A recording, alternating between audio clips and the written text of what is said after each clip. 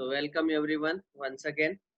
तो कल हमने ये सारे लॉज देखे, अलजेब्रा ऑफ स्टेटमेंट्स, 10 के 10 लॉज आपने सारे याद किए होंगे। ठीक है, अभी इसके ऊपर के क्वेश्चंस आज देखने वाले हैं।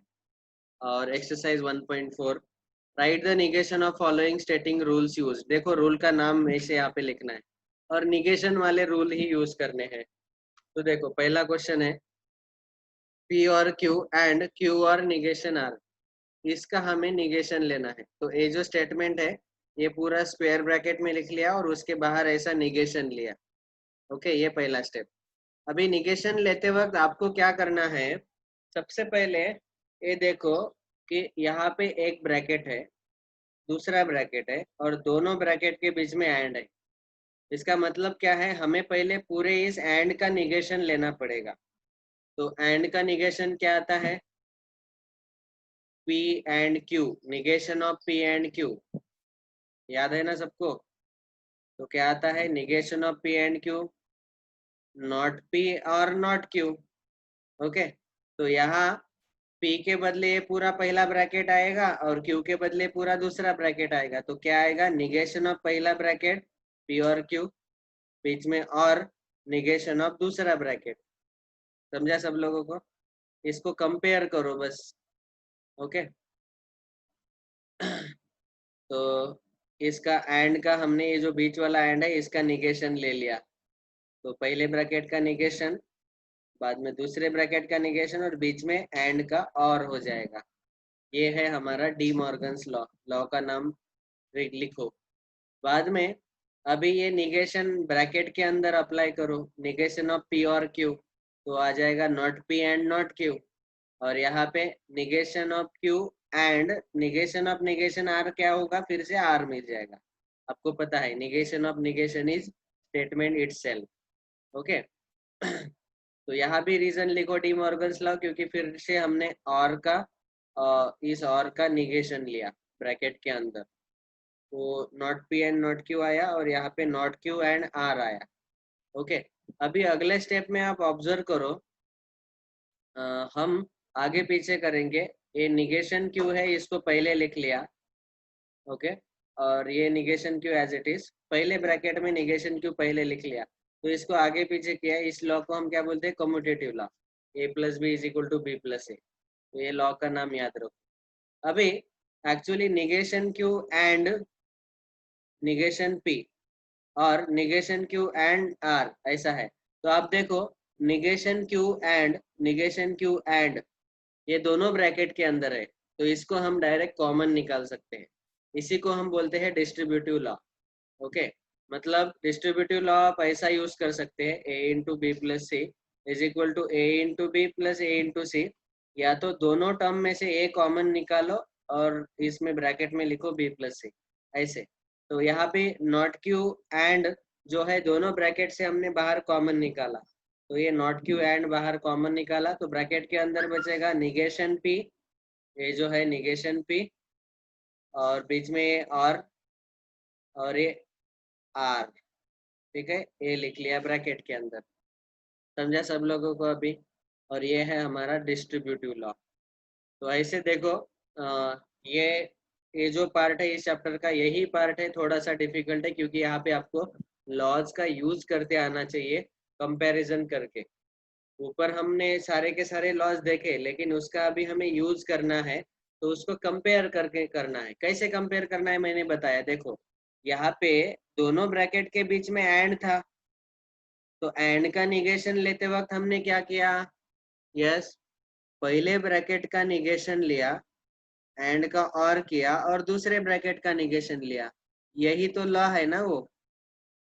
ओके, यहाँ negation of P and Q क्या आता है, निगेशन ऑफ पी और निगेशन ऑफ क्यू। यहाँ पी और क्यू के बदले ये पूरा का पूरा ये दोनों ब्रैकेट आ गए, तो इसीलिए उस ब्रैकेट के ऊपर हमने निगेशन अप्लाई किया। तो ऐसे आपको कंपेयर करते आना चाहिए। ऑल राइट, तो ये हुआ पहला क्वेश्चन निगेशन वाला। एक सॉल्व एग्जांपल देख लिया हमने, बाकी के सॉल्व एग्जांपल आप खुद गो थ्रू कर लेना, बहुत आसान है बाकी के। दूसरा क्वेश्चन है,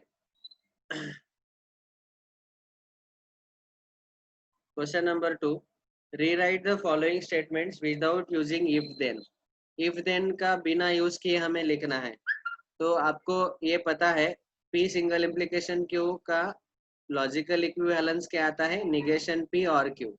तो इसका मतलब जो भी पी सिंगल इम्प्लीकेशन क्यू वाला स्टेटमेंट है उसको निगेशन पी और क्यू इस फॉर्मेट में लिखो बस। तो यहाँ पे देखो, if price increase then wages rise. तो प्राइस इंक्रीज को स्टेटमेंट पी बोला, द वेजेस इन राइज को हमने स्टेटमेंट क्यू बोला। Given statement P single implication Q है और पी सिंगल इम्प्लीकेशन क्यू का लॉजिकल इक्विवेलेंस क्या आता है, निगेशन पी और क्यू। ये कौन सा लॉ है हमारा, कंडीशनल लॉ, याद है ना, 9th नंबर का लॉ, निगेशन पी और क्यू। तो हमें इस स्टेटमेंट को निगेशन पी और क्यू में लिखना है। निगेशन पी मतलब पहले स्टेटमेंट का निगेशन लिखो, तो प्राइस डू नॉट इंक्रीज, समझे ना। पी क्या है, प्राइस इंक्रीज, निगेशन पी क्या आ जाएगा, प्राइस डू नॉट इंक्रीज, बीच में है और लिख लिया, और क्यू क्यू है द वेजेस राइज, बस हो गया। तो इसका मतलब क्या है बेटा कि अगर दो स्टेटमेंट लॉजिकली इक्विवेलेंट है तो जब हम ऐसे वर्ड वाले स्टेटमेंट आते हैं उनको भी उसी फॉर्मेट में हम इक्विवेलेंट लिख सकते हैं। तो यहाँ हमने ऊपर क्वेश्चन में इफ देन था, अभी ये जो आंसर है इसमें इफ देन नहीं है।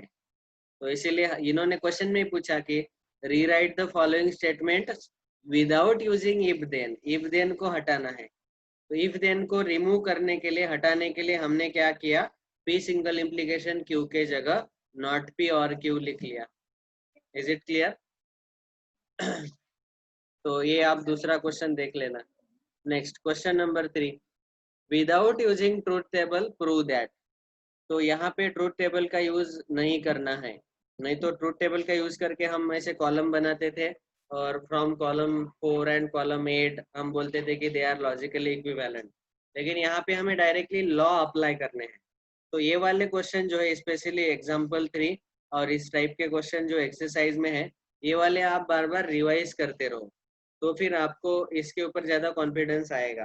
खाली एक ही बार देखने से आपको ये डिफिकल्ट लगेंगे, क्योंकि पहले तो लॉज याद करने हैं सारे उनके नाम के साथ, और फिर उस लॉ को अप्लाई करते आना चाहिए। ओके, अभी देखो यहाँ पे P double implication Q is logically equivalent to negation of P and not Q and negation of Q and not P, ये आता है। तो क्या करना पड़ेगा, सबसे पहले हमें P डबल इम्प्लीकेशन Q का फॉर्मूला पता है, P single implication Q and Q single implication P। ये कौन सा लॉ है, एक्चुअली यहाँ पे भी उन्होंने मिस्टेक कर दिया, ये बाय कंडीशनल लॉ है, लॉ नंबर 10। ये देखो टेबल में हमने लिखा, ये है बाय कंडीशनल लॉ, समझा। तो इस लॉ का यूज करके हम यहाँ तक पहुंचे। अभी अगला हमारा गोल है कि राइट हैंड साइड मिलना चाहिए हमें। तो आपको पता है पी सिंगल इम्प्लीकेशन क्यू जो है वो क्या आता है, नॉट पी और क्यू, बीच में एंड एज इट इज रख लिया, और क्यू सिंगल इम्प्लीकेशन पी क्या आएगा, नॉट क्यू और पी। ओके, ये कौन सा रूल है बेटा, ये ये कंडीशनल लॉ है, ठीक है। ये कंडीशनल लॉ है इस स्टेटमेंट का। इसके पहले स्टेटमेंट में एक्चुअली यहाँ पे लिखना चाहिए था बाय कंडीशनल लॉ, इस लाइन के आगे बाय कंडीशनल लॉ। अभी इस लाइन के लिए हमने नाम लिखा कंडीशनल लॉ। ये रूल्स के नाम याद रखो, सब्जेक्टिव एग्जाम जो 12th का बोर्ड एग्जाम होता है उसमें ये लॉज के जो नाम लिखते हैं हम, उसको आधे मार्क्स होते हैं। मतलब एक क्वेश्चन अगर 3 मार्क को है तो 1.5 मार्क्स इस रीजन को है। ओके, उसके बाद अभी देखो हमें ये प्रूव करना है negation of P and not Q and negation of Q and not P. तो एक्चुअली क्या करना है, यहाँ पे डी मॉर्गन्स लॉ यूज करो। डी मॉर्गन्स लॉ का मतलब क्या है, बहुत ही आसान है। देखो यहाँ पे निगेशन पी और क्यू है, ओके। अगर मैंने निगेशन पी और क्यू का आपको इक्विवेलेंस पूछा, इसका इक्विवेलेंट क्या आएगा, तो आपको क्या करना है, स्ट्रेट फॉरवर्ड इसका और एक बार निगेशन ले लो पहले। तो पहले मैं क्या करता हूँ, इसका एक बार निगेशन लेता हूँ। इसका निगेशन लेने के बाद क्या मिलेगा मुझे, P एंड नॉट Q। समझा क्या? P एंड नॉट Q मिला, ये निगेशन मिला मुझे इसका, नॉट P और Q का निगेशन। और जो मिला मुझे इसका अगर मैंने फिर से निगेशन लिया तो मुझे नॉट P और Q फिर से मिल जाएगा, ये वाला ओरिजिनल। समझ में आया ना? तो बस, तो हमने इसीलिए इसको लिखा negation of P and not Q, बीच में एंड एज इट इज। फिर से नॉट Q और P को भी आप ऐसा लिख सकते हैं, negation in bracket Q and not P। तो आपको क्या करना है, उसका निगेशन एक बार लेके देखना है, जो आंसर आता है उसका फिर से एक बार निगेशन ले लो, तो फिर आपको उसका आंसर मिल जाएगा। ये हमारा निगेशन ऑफ निगेशन वाला लॉ है, negation of negation P is P only. याद है ना? तो इसी का यूज कर रहे हैं यहाँ पे। तो ये फिर से निगेशन है, इसलिए डी मॉर्गन्स लॉ आ गया। ओके, तो ऐसे 3 स्टेप का है। यहाँ आंसर आ गया, लेफ्ट हैंड साइड और राइट हैंड साइड अभी इक्वल मिल गए। तो ऐसे आपको प्रूव करते आना चाहिए हर एक क्वेश्चन। ठीक है, तो सेकंड और थर्ड क्वेश्चन आप खुद देख लेना सॉल्व एग्जाम्पल के। अभी हम एक्सरसाइज सॉल्व करेंगे। तो let us continue with solving exercise 1.4। यही क्वेश्चंस है। अभी देखो exercise 1.4, using rules of negation right the negation of the following with justification. तो इन सब का निगेशन लिखना है और जस्टिफिकेशन मतलब रीजन भी लिखना है, कौन सा लॉ आपने उस स्टेप में यूज किया। ओके, तो one by one let us solve them. तो अभी अगला हेडिंग लिखो, एक्सरसाइज 1.4।